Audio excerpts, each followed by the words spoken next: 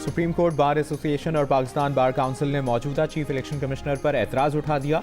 Supreme court bar का कहना है कि चीफ इलेक्शन कमिश्नर को घर जाना चाहिए क्योंकि उनकी ज़ेर निगरानी शफाफ इंतखाबात मुमकिन नहीं। मौजूदा चीफ इलेक्शन कमिश्नर की ज़ेर निगरानी इंतखाबात की शफाफियत पर सवालात उठ रहे हैं। शिकायत दूर किए बगैर इंतखाबी टाइमलाइंस पर अमल करना इस्तेहकाम को नुकसान पहुँचा सकता है। पाकिस्तान बार काउंसिल के एलामिये में कहा गया है कि मौजूदा चीफ इलेक्शन कमिश्नर की ज़ेर निगरानी शफाफ मुनसिफाना इंतखाबात नहीं हो सकते। चीफ इलेक्शन कमिश्नर के तर्ज अमल से ऐसा इंतखाबी माहौल जन्म ले रहा है जिसमें शफाफियत नजर नहीं आती।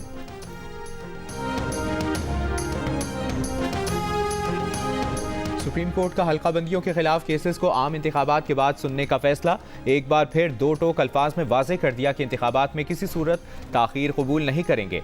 ऐसा करने से इलेक्शन मामलात मुकम्मल डीरेल हो सकते हैं। बलूचिस्तान हाई कोर्ट का हल्का बंदियों से मुतालिक फैसला मुअत्तल।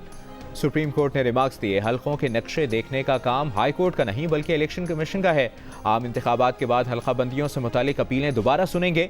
हल्का बंदी पर नजरसानी से मुतालिक एक और केस में कायम मकाम चीफ जस्टिस ने रिमार्क्स दिए कि आम इंतखाबात की तारीख आने से मुल्क में थोड़ा इस्तेहकाम आया है। जस्टिस मंसूर अली शाह ने कहा कि इनफरादी दरखास्तों पर फैसला देने लग गए तो इलेक्शन का अमल मुतासर होगा।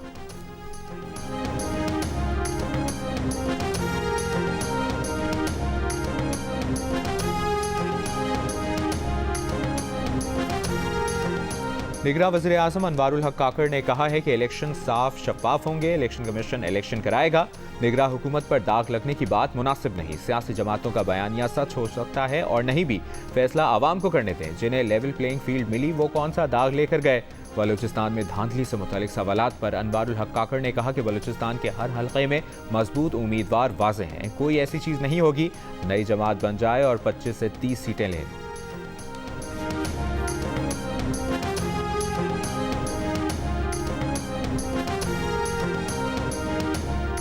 कोई अमीरुल मोमिनीन बनना चाहता है तो कोई टाइगर फोर्स से मुल्क चलाना चाहता है। फैसला आवाम ने करना है वो कौन सा पाकिस्तान चाहते हैं।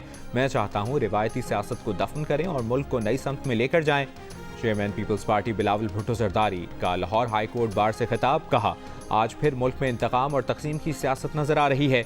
इंतकाम और तकसीम की सियासत बानी PTI वापस लेकर आए। अगर हमारे पुराने सियासतदान पुराने तरीके से लड़ते रहेंगे तो मसाइल का हल नहीं निकाल सकेंगे। पुरानी सियासत करेंगे तो जो भी वज़ीर आज़म बनेगा मुल्क नहीं चला सकेगा।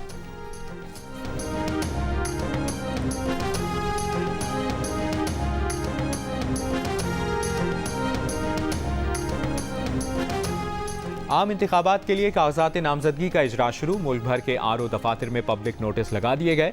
उम्मीदवार कागजात नामजदगी मुतल्लिका RO और डिस्ट्रिक्ट इलेक्शन कमीशन ऑफिस से ले सकते हैं। कागजात नामजदगी 20 ता 22 दिसंबर मुतल्लिका RO ऑफिस में जमा कराने होंगे।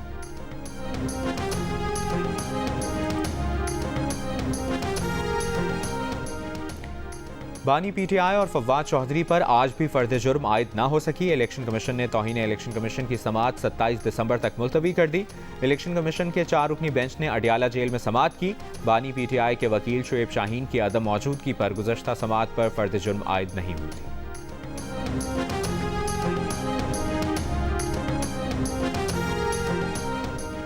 शफाफ इंतखाबात के लिए निगरां वफाकी वज़रा को हटाने की दरखास्त पर इलेक्शन कमीशन में समाअत आज होगी। इलेक्शन कमीशन ने निगरां वज़ीर आज़म अनवारुल हक काकड़ को नोटिस जारी कर रखा है। निगरां वज़ीर फवाद हसन फवाद, मुशीर आहद चीमा को भी नोटिस जारी किए गए। दरखास्त गुजार ने मुबैना जानिबदार वज़रा को निगरां काबीना से हटाने की इस्तदा कर रखी है।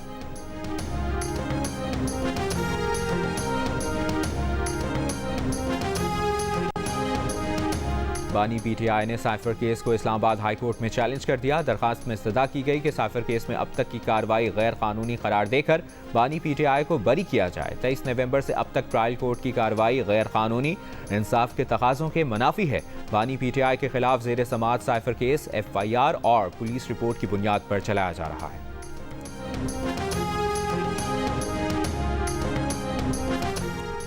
कराची की मकामी अदालत ने ताजिर के घर में पुलिस डकैती केस के मुलजिम DSP उमैर तारिक की जमानत मंजूर कर ली। अदालत का मुलजिम को 1 लाख रुपए के मुचलके जमा कराने का हुक्म। पुलिस के मुताबिक मुलजिम उमैर तारिक अदालती रिमांड पर जेल में है। मुलजिम के खिलाफ औरंगी टाउन में ताजिर से 1.5 करोड़ से जायद की डकैती का इल्जाम है।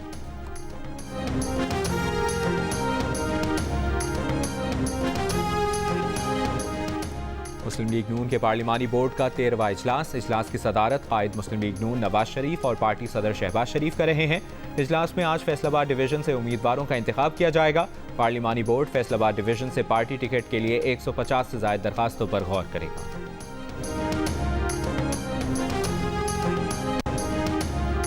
उस्मान डार की वालिदा ने इल्जाम आयद किया है कि ख्वाजा आसिफ ने उनके घर पर हमला कराया है। कागजात जमा कराने का सुनकर 20 लोग उनके घर भेजे गए, उन्हें ज़दोकोब किया गया। उन्हें ज़दोकोब करके कोई मनमानी नहीं करा सकता। उस्मान डार की वालिदा का चीफ जस्टिस से वाक़े का नोटिस लेने का मुतालिबा। ख्वाजा आसिफ ने इल्जामात की तरदीद कर दी, कहा ऐसी इंतकामी सियासत से उनका कोई ताल्लुक नहीं।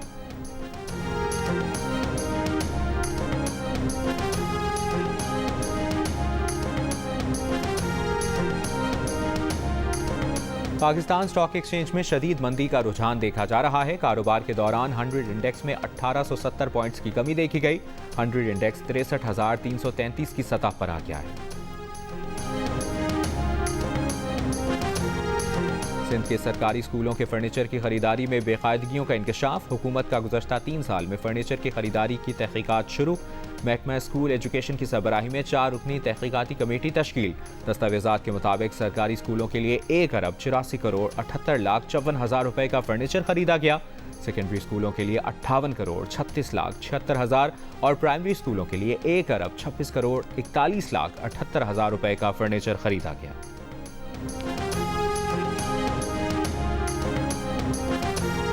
लाहौर में ट्रांसपोर्टर्स ने इंटरसिटी बसों और वैगन के किरायों में 30 से 100 रुपए कमी कर दी। आज से मुसाफिरों से नया किराया लिया जा रहा है। मुसाफिरों का कहना है कि नया किरायानामा बस अड्डों पर नहीं लगाया गया। ट्रांसपोर्ट अथॉरिटी के किरायों में कमी के फैसले पर अमल दरामद के लिए छापे मारे जा रहे हैं।